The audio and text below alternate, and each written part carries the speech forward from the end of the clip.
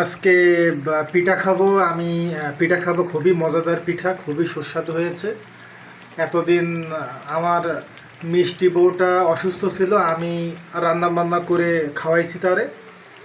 এখন আজকে সে আমার জন্য পিঠা বানিয়েছে।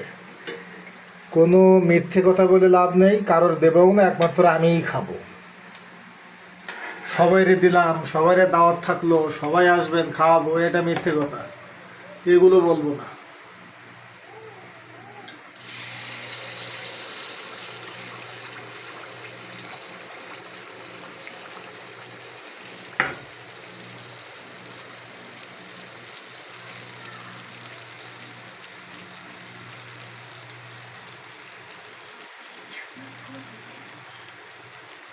পিঠাগুলো খুবই সুন্দর হচ্ছে।